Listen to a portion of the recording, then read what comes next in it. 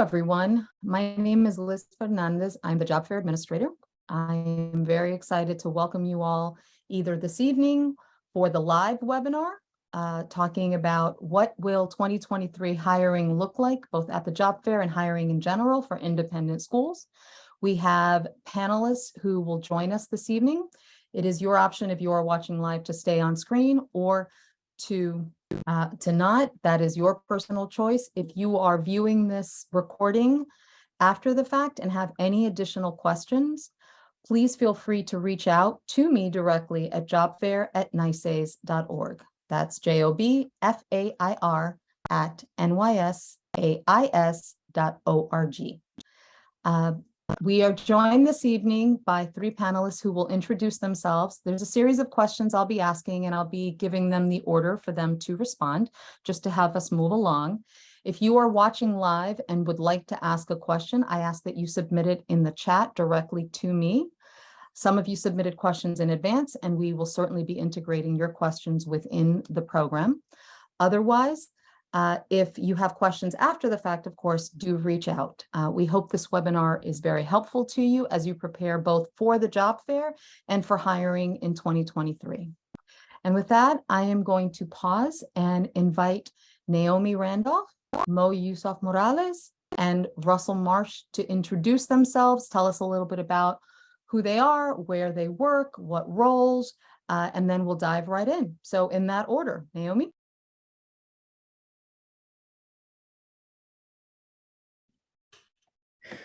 Hi, everyone. How are you? Sorry about that, Liz. I was getting one of those hosts can't let you unmute. No worries. My name is Naomi Randolph. I am the assistant principal of Fieldston Lower in the Bronx, the Riverdale campus. So good to be here today.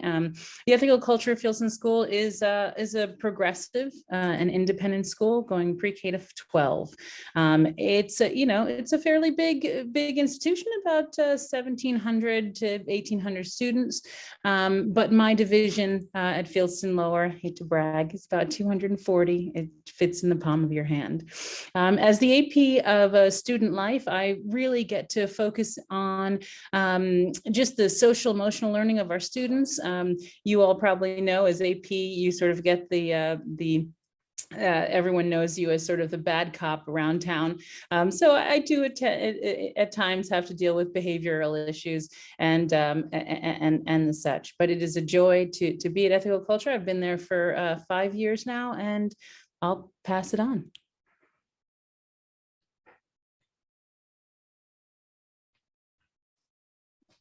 I can go next. Hi, everyone. I'm Mo Yusuf Morales. I am the upper middle school division head at St. Anne's School in Brooklyn Heights, Brooklyn. I've been at St. Anne's for 3 years. It is a medium-sized, progressive, no grades art school in Brooklyn. Goes preschool through 12th grade. And it's a lot of fun. I'm a longtime middle school educator. I've been working with the middle school age group for 20 years. I'm one of those lifers. Okay, I know some of you out there are as well. Wear it proudly. I love working with this age group. I was saying earlier to Liz, actually, one of my most foundational jobs that I got working at the Brooklyn Friends School in the past was through this job fair. So I'm excited that some of you will be showing up there. And at St. Anne's, I am in charge of working with grades 6, 7, and 8. We have a really early departmentalized program, so our kids enter the realm of middle school in 4th grade and lower middle, and I'm sort of ushering them into a more traditional middle school model in grades 6, 7, and 8 before they head into our high school model. And I support teachers. I have a small team of deans that help to really run the upper middle school. I do a ton of equity work in my role, and I spent a lot of time with middle schoolers and all of the things that bring them joy and sometimes also bring them sadness. And it's been a good time. Hello, everyone. My name is Russell Marsh. I use he, him, his pronouns. I'm currently the Director of Community and Inclusion at the Ethical Culture Fieldston School. I've spent most of my career as a high school instructor, high school and middle school instructor doing DEI work, as well as doing music class and as well as doing history. I am also a product of independent schools, 5 through 12 in New Jersey. Independent schools are very near and dear to me, and they've made me who I am in a lot of different ways. I'm primarily in charge of doing hiring faculty in the upper school and administration as well. So we help do the vetting process, all the things for upper school folks, working with department chairs, working with deans, as Mo said, in a different way with the upper schools, working with the APs of student life and the APs of academics. So I coordinate with all of those people. Plus, we have DEI leads or coordinators who are also part of the hiring process, and which we'll get into more detail a little bit later. So I'm not going to describe the whole school because Naomi has described it well enough. So thank you very much. Thanks, everybody. So one of the things that everyone is wondering, with COVID, lots of things have changed. Schools have taken different approaches to hiring. We know that there are 2 schools represented on this particular panel, and I can also fill in knowing a lot more about additional schools. What are you hearing about how schools are approaching the 2023 hiring season? Are they going for, and we're talking about teaching positions, are they doing virtual and phone-based, like initial phone calls, and then deciding who's going to be brought in? Are they bringing everybody in? Are they doing hybrid? Are they doing virtual? What's the process that you're seeing? What are you hearing is happening, both within your schools and perhaps even abroad? And we'll go in the order of Russell, Mo, and Naomi. I think one of the things we've learned from COVID is this Google Meet Zoom world. So in some cases, in our case, the quote unquote phone interview is actually a Zoom or Google Meet. So after the vetting of the however many applicants we get, then we decide who's going to get the quote unquote phone call. And that phone call is usually a Zoom Google Meet meeting. So it's a virtual meeting. So I think that's one of the things where we're still being safe, but we're still seeing all of who you are or parts of who you are in the initial contact. You get an email, then you get the virtual conversation. For us, we are coming in, we bring in finalists. So we have the finalists come to our school to do a lesson and or talk to different constituents. And so I'll just be brief and I'll hold it there. And that's how we do it so far. Yeah, I'll just add on to what you were saying. I do think we learned a lot in the last couple of years about how to remain flexible in the hiring season, and where we can meet candidates from many different places in the world. So we do phone screenings. We have used Google Meet and Zoom for those phone screenings. Anyone who's applying for a teaching position at St. Anne's does do an initial phone screen with either a department chair, a division head, or at times our dean of faculty. And something that's unique about our school is that we are a cross-divisional school. So really teachers never teach in just middle school or high school. They will have classes in many different grades. And so the next part of the process after the screen is to come in person, although we have done several interviews remotely as well using Zoom, where candidates would be able to interview with division heads from different parts of the school, the department chair. There's usually always a meeting for the candidate with current teachers that teach in the department, so they can ask questions of the department, and they get to observe classes as well.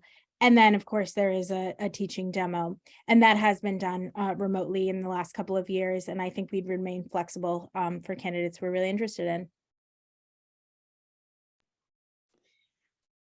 Yeah, I love the term Mo just used about us being flexible. We are indeed flexible. One of the things we still do in our lower school division is the phone screen. And so I will say, keep your phones on and monitor your voicemails, and don't avoid those numbers that you don't always recognize. The phone screen allows us to determine your level of interest. It also allows us to really get a sense of your energy, your enthusiasm, and how you communicate through that phone. And so that phone screen usually only lasts about 15 minutes. It's quick, it's in and out. It's me determining whether or not, as I'm looking through the pile of resumes, whether or not I do want to bring you to the table. After that, we do consider whether or not we're going to do a Zoom, and that's if there are more questions diving into your skill set. But really, we tend to move straight for the in-person visit. We do want to see you with the kids. We do want to see you in the classroom. We want to see how you engage with the grade level team, with the coordinators, with the head. And so we do try to bring you in. And if we ask for an in-person visit, it is normally for a significant period of time. And so you would expect to be in the space for about approximately 3 to 4 hours, right? Because you would be seeing and talking to a fair amount of individuals. Our associate teacher process is pre-K to 3. And so depending on where the need is, there may be several grade level teams or individuals from those grade level teams that want to say hi, that want to spend 20 minutes with you. And of course, we always try to feed everyone. Super helpful tips. So, takeaway number 1, expect phone screens. And when we talk about phone screens, we're not talking a very lengthy period of time. Many schools end up sending an email in advance and say, we'd like to schedule a phone conversation with you. So monitor your emails, which leads to something people hear me say all the time. Please make sure that the email address on your resume is an email address that is one that sounds professional, that is one that you check regularly. Those would be 2 really critical things. And then when you schedule that phone interview, try to be as much as possible in a space that is really quiet. And just let people, if you share your living space with others, please let them know that if you're taking that call at that moment, please let them know that you need a few minutes of peace and quiet. What would be one critical suggestion that you would say to someone who is preparing for a phone interview? So they've scheduled it. What are like the top 3? Mo, give us one. Naomi, give us one. Russell, give us one. What are the top 3 preparing for that phone interview? You should do this. Okay, I think you need to know the school you're interviewing with and go beyond the basics. Each school is really unique and different, and that will help you really stand apart. So beyond just reading the website.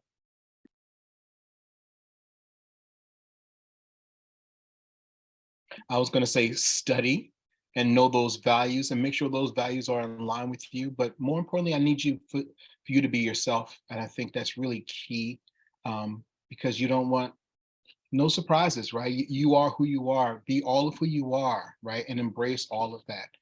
I think that's super important. Yeah, I'm going to piggyback on what Russell just said, avoiding that singular focus, right? Letting that person see all of who you are right in those 15 minutes. If you do more than just teach one grade, then tell us what else you're volunteering. Brag is my number 2. Brag about yourself. I think as POC, we forget how important it is to speak up and brag about what it is you're into, what it is you love, what's your passion. And if you can, share a hobby, share something fun, share something share something that tells a little bit about who you are in the outside world. Excellent tips. One that I would say is, if you've got a short period of time, you may not know exactly how many questions they may be asking. Everyone's going to ask you, tell us a little bit about yourself. So they're not necessarily asking you to walk through your professional journey. They can look at your resume. There may be something else that might be of interest. I'm an independent school alum. I'm an independent school parent. I moved to teach. I'm considering this opportunity because I had an experience. Like, give something more than just the obvious that they've looked at. It, you know, to Russell's point, being authentic in that regard, that's really helpful. So you've gotten that phone call, and then you get that message. We would like you to come to school. So we already know you're going to be there for a couple of hours. Thank you, Naomi. You're going to get a schedule in advance. That interview process has already started. It started when you submitted. It started when you attended the job fair. So remember that. Now you're invited to come into the school. What would the typical structure of an in-person teaching interview be? And then how should a candidate prepare? Now, we're going to split this into lower, middle, upper, just to be able to have a sense. And these are some guidelines. Not every school does it like this, but it'll give you at least some working knowledge. So let's go lower, middle, upper. Naomi, Mel. Sure thing, Liz. So for us at Lower, we always begin with the tour. We think it's important for you to get a sense of where you are. So we start on the outside and we walk you around just to give you a sense of where you are. We go from the bottom where the gym is all the way to the top. And then we help you dive right into your first interview. Again, those usually only last about 20 minutes because that's about all our teachers have. They need the opportunity to hit the restroom, to do a little bit of prep. They want 20 minutes of you, and then it's back to their class. So we try to offer at least 2 back-to-back interviews, and that's usually enough of a warm-up before your demo. We let you go into the demo, and then we tend to give the candidate a break before they either meet the head of the division or the 2 APs. It's one or the other. Did you ask for some tips on that too, or were you just looking for the form there? Nope, that's the formula. We're going to go to demos in a moment, so don't worry. Mo, what about middle school? For middle school, well, as I said, it's all cross-divisional teaching. So at a school like St. Anne's, you may actually demo with a high school class, but you would then, the position you got could include 4th grade, 7th grade, and 10th grade math, as an example. So that's kind of unique to the school. But so the first thing that usually happens is because of this kind of aspect of the school are several class visits. So we want to give you a sense of what it's like to teach at St. Anne's and what it looks like to teach cross-divisionally, and give you a good idea of sort of our ways of teaching and learning. Then there is usually a break before your demo. The demo is anywhere from 30 minutes, and sometimes it can be a 45-minute full class period.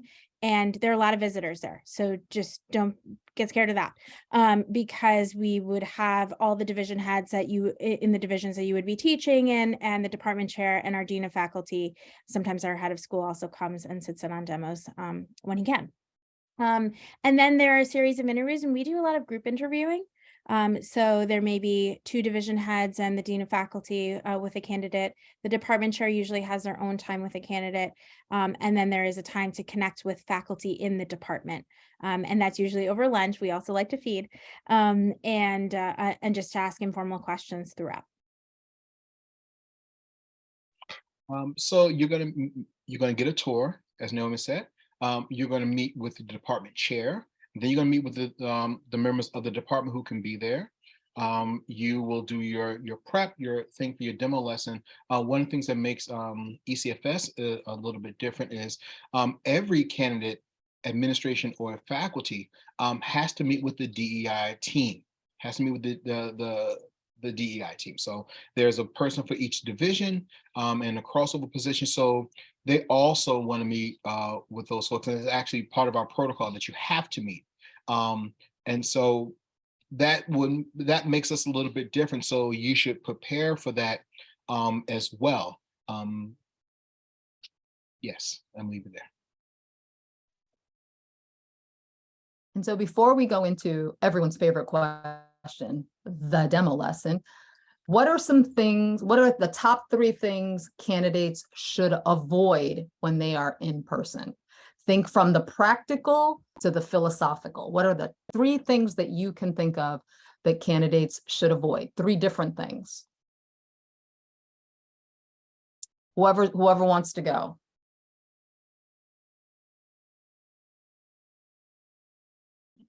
I'll start this one off. I'm going to say 2 really big things. I'll stick with 2. The first is avoid complaining about your current place of work.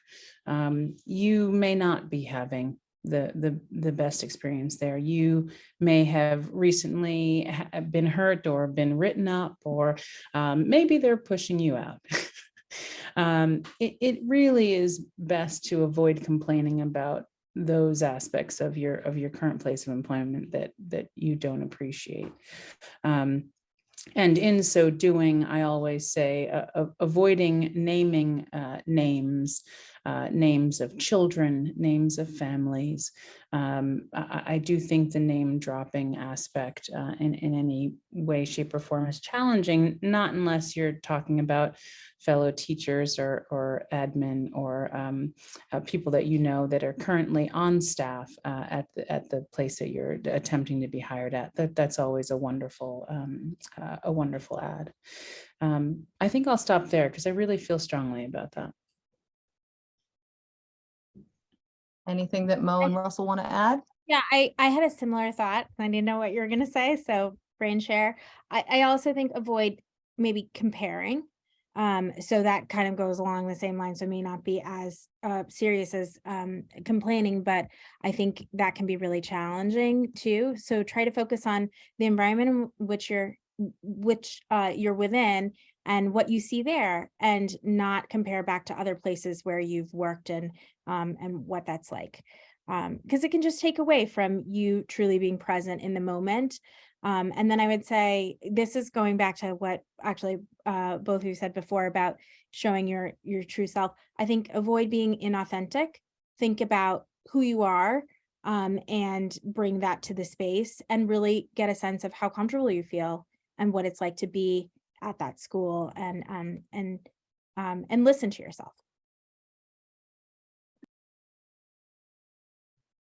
I think this might lead to the next series, but don't be team too much.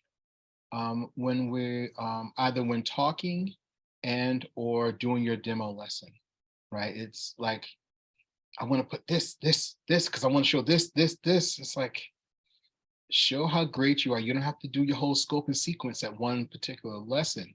You don't want to be team too much because then it might backfire. So I would just think, whatever the team too much is, whatever that team too much is for you, you know you better than anyone else. So if your team too much is talking be too informal, or talking too much, and or doing too much inside of your lesson, I think you should avoid that. You want to be crisp, show them who you are, knock that out, and then leave them wanting more. Excellent tips. I'm going to add a few. When you are in person, make sure that you, even though everybody keeps mentioning food and food is a part of the process, let's be honest, when you are interviewing over a meal, you're not really eating, you're interviewing. And so you may not have the time to really enjoy the meal itself. Pick your food options carefully, wisely. That's another thing I would say, so you don't end up with spinach in your teeth. I would say that you should always carry water with you. Make sure that you have a good meal before your day begins, so that you at least have some nourishment, and whatever protein might look like for you, carry it in your backpack so that you can use the restroom, or like for those moments that you're going to have by yourself, and be able to enjoy something so that you keep your body taken care of, quite frankly. And for those of you that have medical issues that are elevated to another point, it is your priority to always be at your best and show up in all that you are. So if that means you need to take a moment, then take that moment, please. If you need to do your insulin shot or check or whatever it might be. I've seen other things happen. It's never a good thing not to be at your best and prioritizing yourself first and foremost. So definitely water. Please dress comfortably. If you want to get a cue of what you should be kind of thinking about in terms of attire, all the websites have beautiful pictures of children of all ages and adults who are in those spaces. Those are great moments to just sort of see what to think about. So now we're at the demo lesson. I'm loving Russell's don't be team too much. Love that. So what are observers seeking to determine during a teaching demo? We heard Mo say because they're cross-divisional school, you could be teaching one grade for a demo and then be working with multiple grades should you get an offer. So let's talk a little bit about what observers are seeking to determine in a teaching demo. And another way I have seen schools have a sense is to ask someone to submit the lesson plan either in advance or following the demo. So let's talk a little bit about how do people prepare, what are you observing, what to do, what to avoid.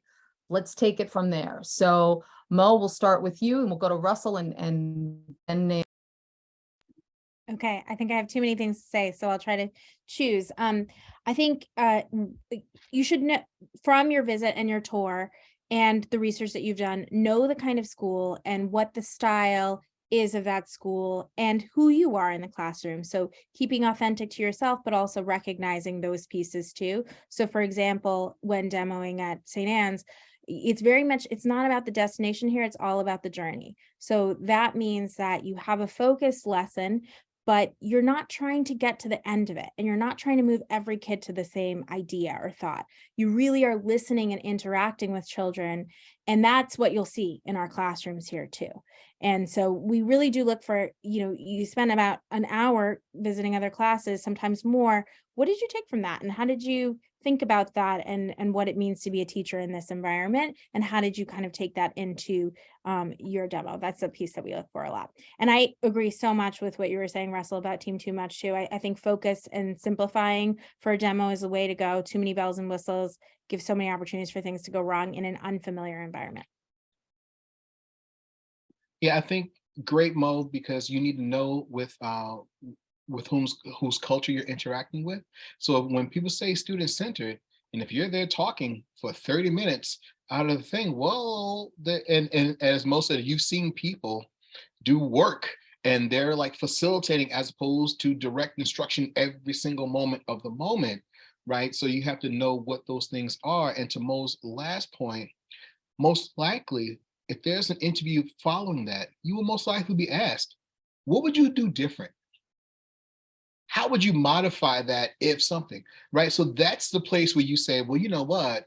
Here's what my extension lesson would be. I would have started with this one before, but since this is just a drop-in part, so then they get to see your thought process, your organization. And yes, sometimes we do, I know for DEI coordinators, I've asked for the lesson plan in advance so we can sit there and talk through. And then when we have that discussion, sometimes you have a wonderful surprise when students, it didn't go, as Mo said, it didn't go exactly the way planned, but it was a beautiful moment. Are you willing to be flexible when these kids have these aha moments? Or are you saying, no, I've got to get to into chapter 6? Well, then that might rub the culture of the school the wrong way. If you're saying, you know what, I have this plan, but let's go with what you're saying. So Mo, can you continue with that particular part and then navigate to another part? They'll see that you're a flexible thinker and you're student-centered. So that will be the only thing I would add to what Mo said.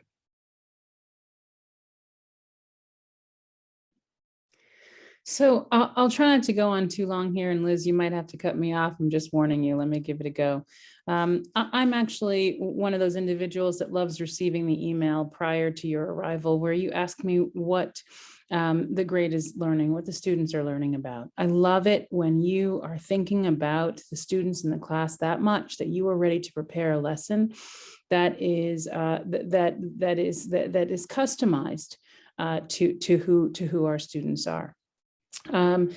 I also look for just respectful greetings and respectful, a chance for you to introduce yourself and let the students introduce themselves to you.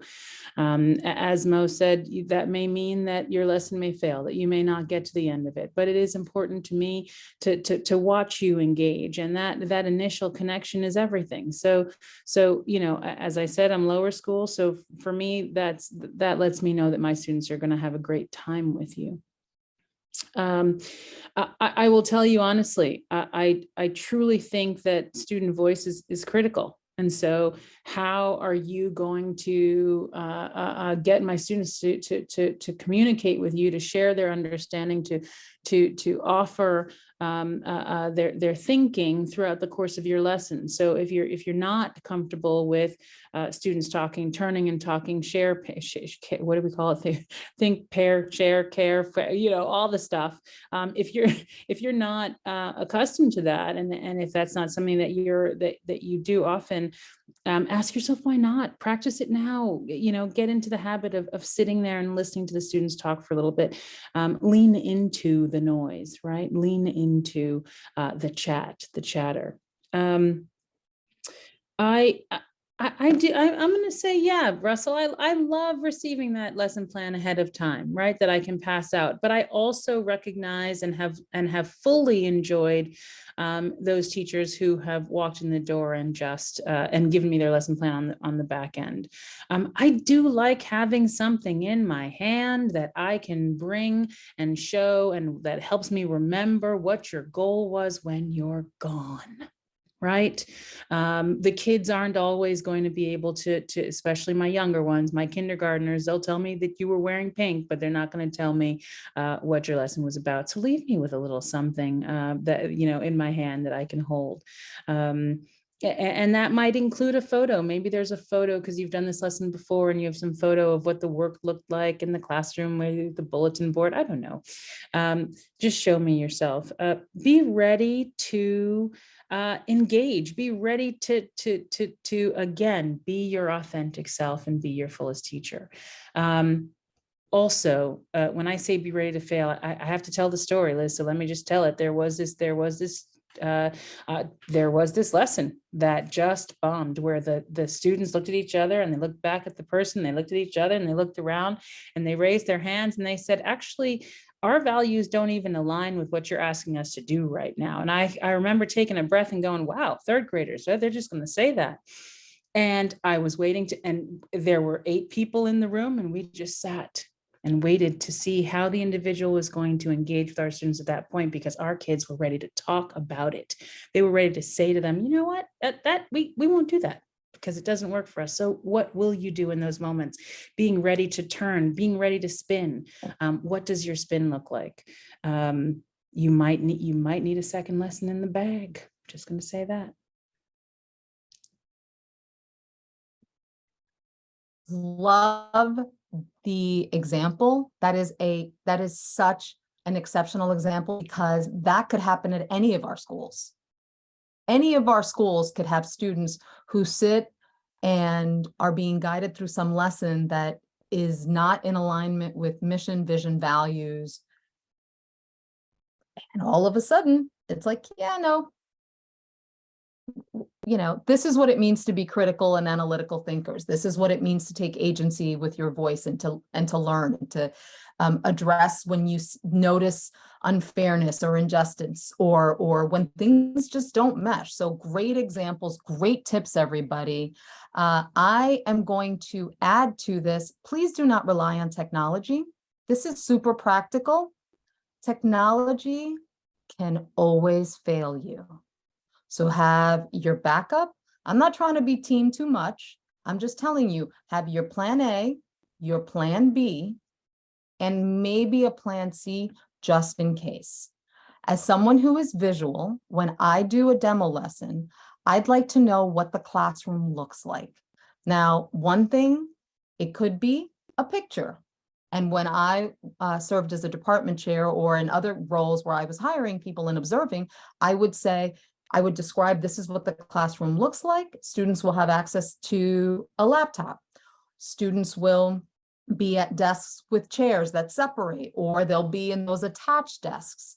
Or, there will be a Promethean board, or whatever the technology will be in the room. So all of those things.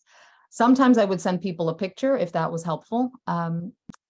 Definitely know the space you're walking into.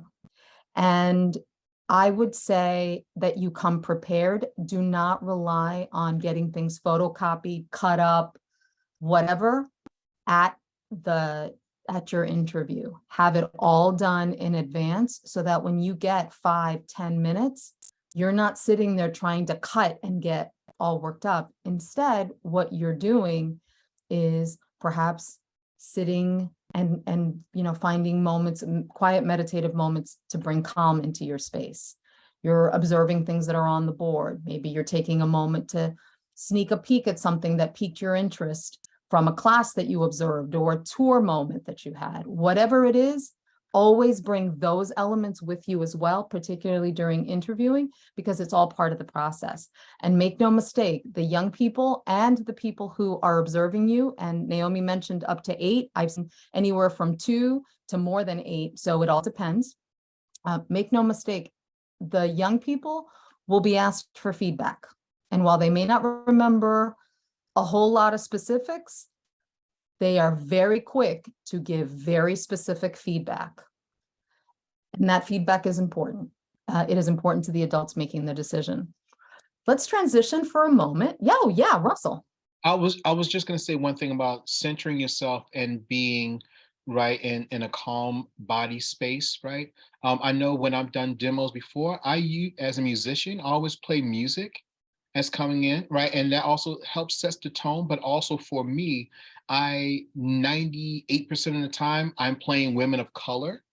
For me, that settles me. So when the kids are doing that, I'm listening to Layla Hathaway as the kids are coming in and they're grooving, but I'm also centering myself. So whatever you need to do, whether that's you off having a moment to yourself, or you watching what the mascot looks like, what the alumni pictures look like, whatever that is to calm you or to gain more information, I know I am my best self when I'm centered and settled. And then when things come at me that are coming out of left field, I'm okay, I'm nice and flexible. But as Liz was saying, if you're cutting up and making those things and there's 2 minutes left and your brain could be like that, some people function that way.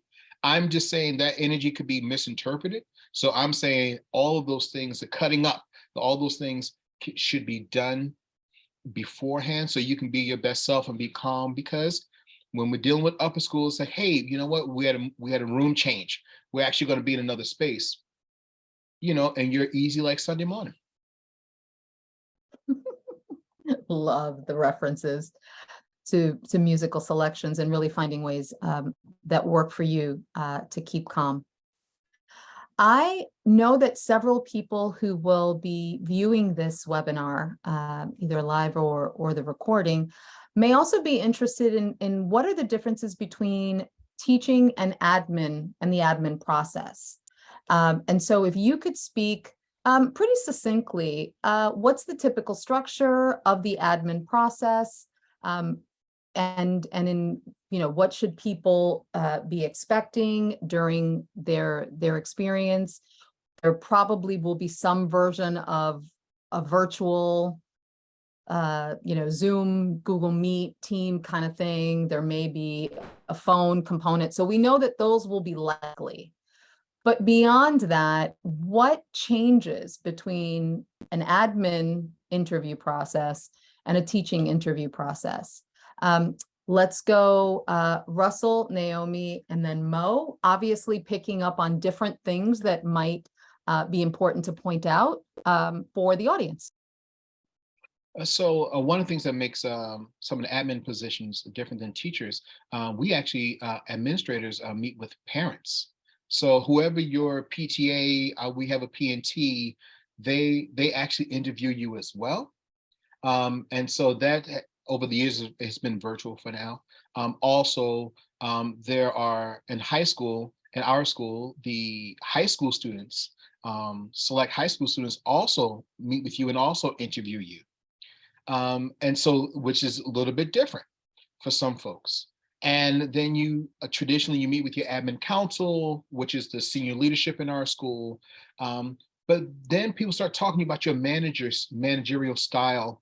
What does that mean for that, right? Especially if you're supervising folks, and or how do you collaborate with, because as administrators, you work with everyone. You work with the deans, you work with parents, you work with the head of school. So you also might meet the head of school. Some schools meet the life. Some teachers meet with the head of school, but if you're an administrator, you definitely will meet with the head of school. Yes, yes, yes, and I think it's important to say that when you are interviewing for an admin position, your stamina is critical. Everything that Liz just mentioned and everything that Russell just mentioned is longer. So your 20-minute phone screen that I mentioned initially is now 45 minutes to an hour. Your interviews are now a full 45 minutes, and you either have to show your ability to manage time by cutting it off at 45 minutes, or recognize that this is an opportunity for you to stretch a little bit longer into maybe the hour-long stretch. You'll remember that Liz mentioned dinner. You might not have just one meal, it might be 3. You might be expected to show up for a breakfast, that is a breakfast interview, a lunch, which is a lunchtime interview, and a dinner. And depending on the institution that you're at, you may also have an opportunity to meet those parents that Russell was mentioning at night, because that's when they're available to meet with you.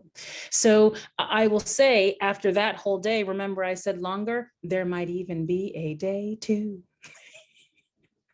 So I have to put that in there, because maybe the head of school isn't available to meet with you on the first day. Maybe the admin council that Russell is mentioning isn't available on day 1, but they're available on day 2.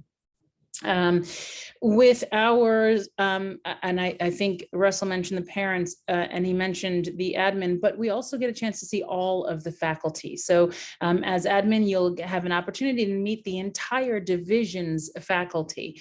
And it doesn't mean that everyone shows up, but it is an opportunity for you to stand in front of them and really show your best self in that moment. I'm going to stop there, Mo. What you got? Okay, I'm gonna do another yes, yes, yes, yes, and I'll add on for administrative roles, thinking about what that role looks like from day to day is really important. And so there will likely be a task. So it may be an at-home task, and then you'll bring it in and you'll have a time to talk through it, present it, get some feedback on it. You may be asked to do it a different way, or like go back into it based on some new information, just to kind of see like what your working style is or how you approach feedback, as being a pretty critical part of administrative roles. Students are very much involved, and particularly if you're being hired for a dean role or something that is student facing. So a panel of students, a little Q&A with students, but it's all part of the interview. And we definitely get feedback from our students or from our young people afterwards. I agree with the multi-day part. And and there will be behavioral based questions usually. So tell me about a time when, give me an example of, and then in the interview, there's usually a scenario that we're unpacking together, really just getting a sense of how you're thinking through things, how you problem solve, how you manage crises, etc. I'm going to jump on that, Mo, because I completely forgot about the tasks. I forgot about the time it takes to design them. And I just had a full remembering of the tasks that I was given. Some of them were verbal and some of them were written. And extended my day even longer. So prior to that day 2, the task that Mo was talking about was an in-between task that stretched out my night until maybe, I had to write parent emails, that sort of, a response to a faculty, a response to a student, which just extends your evening a little bit more. And so I believe it was Liz that mentioned, the water, taking care of yourself, making sure that you are staying fresh throughout the process. Key. Thanks, Mo, for that remembering.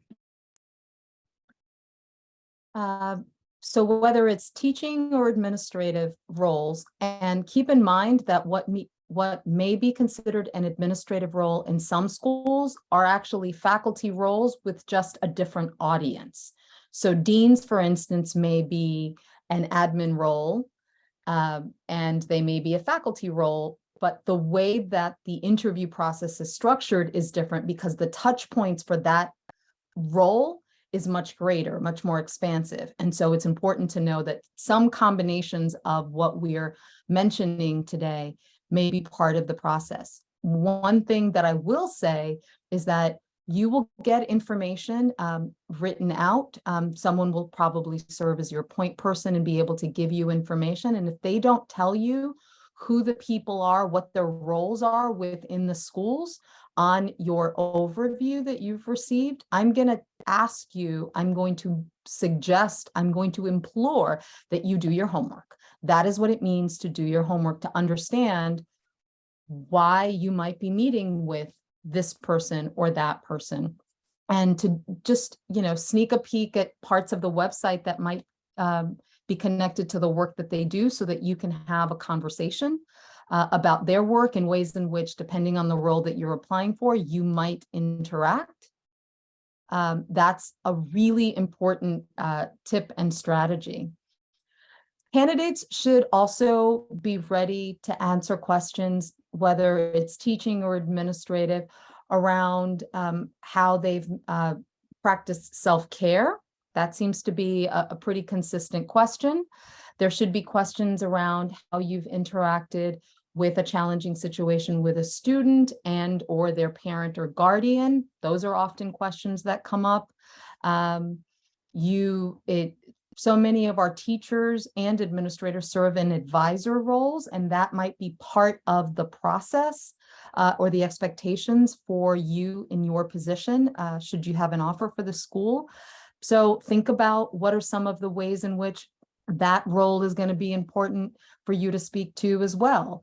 How do you advocate for students when there's dissonance between what the adult in their life is thinking and saying and expecting, and what's actually going on for the student, and what are they looking for? Young people often show up one way in their homes or places where they are living, and maybe in different spaces and show up in different ways where we see them regularly. And so that's an important way to think about this.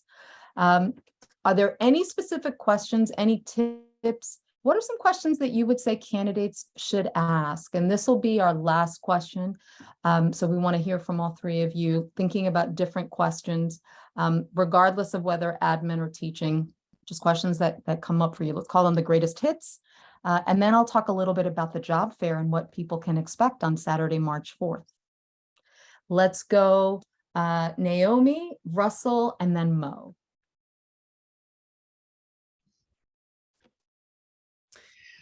Well, for me, I always say it's nice to ask people to dream a little bit, to envision not just the world that they're in, but the world that they would like to see in 5 years. So I always tend to ask one question about where do they see the school in 5 to 10 years. It's a question that they will ask you somewhere along the journey, and so it's nice to sort of be able to offer one back.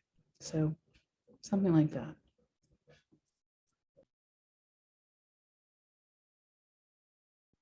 Am I next? Wait. One you asked the school. Am I correct, Liz? Just want to make sure ones you asked. What brings students joy? Where are those spaces where students find joy? And I mean, outside of COVID, but that COVID really has put a damper on a lot of different things. And so if you're, for me, if you're just straight book, right, and not community building and all this other stuff, they can get that education in another place. The thing is, my question is, what do you do for joy? Where do your students find joy? Where are those spaces in it. And that'll tell you a lot about the school, because then they'll just, for me, they'll just go like, oh my God, we have this floor hockey thing that we do every single year. And that shows you what community is, right? Because you're going to read the Odyssey anywhere. You're going to learn about World War II anywhere, right? My question, what brings your students joy, and where are those spaces of joy? I'll just add, I think questions that help me to be thinking critically about the school in some ways. So what's something you really value with the school that you think should never change, and what's something that you think the school should seriously consider changing? Can help you get a sense of the kind of team you're going to join, what some of the problems of practice are, because there are problems at every school, but just really thinking about what you're stepping into, and how the folks who are interviewing you are thinking about the school and what's coming up. Thing that goes to that Excellent stop, tip. start, continue mode, right? What do you want to stop doing, start doing, continue doing? Great tips, great suggestions, really great questions. And there probably are so many more that we could fill in our time together with all of you. But right there, you've got 3. And depending on how many different pockets of potential colleagues you're meeting with, and others who are part of the process, you may also get the same questions over and over and over again. You might want to also ask the same question of different constituencies, and any of these questions and many others, you'll get totally different answers depending on people's point of entry, the ways in which they identify, the roles that they have within the institution, their connections, etc. So also I would suggest picking one question that is consistent, and then just hearing how everybody responds. And on the subject of questions, I am very excited to say that several of you sent questions in advance, so I want to address those as we talk about the 2023 NYSAIS Job Fair, which will be held on Saturday, March 4th. The hours are from 10 to 1:30. If you have attended this job fair before, I promise you this year, there are some changes that you need to pay attention to. So that's why I'm taking this time to really guide you through. We are not offering orientation seminars first thing in the morning for candidates. Those are no longer taking place this year. In place, we are doing all of these webinars. This is an example of a webinar. There are many others that we've done prior to today, and we have 2 more next week. They are all available on the NYSAIS website. There are links. You can watch them if you are a visual person, or you can just listen to them on your way to and from wherever you go, because they are perfect as a podcast. The only exception to that is the one that I personally did, giving you resume do's and don'ts, because everything that I guided you through was visual. I actually took pieces of resumes to give you examples of what I was referring to as I was talking you through. That's the only one I recommend you should actually view. All the others, you should listen. There are some exceptional tips, even if you are not moving from an associate or assistant teacher to a head or lead teacher, or you're not making a career transition, or you don't identify as LGBTQ+ and a person of color, which is next Tuesday's event. Whatever they might be, there's always something to learn, particularly if you're making a transition from one school to another. Also, we've gotten as many potential professionals of color from schools throughout New York to be able to give you insight into their lived experience from their schools. So you'll get some insight into many of the over 85 schools that will be in attendance on Saturday, March 4th. So now you can arrive at Columbia Grammar and Prep, which is located at 5 West 93rd between Columbus and Central Park West, anytime as early as 9:45, and we will end at 1:30.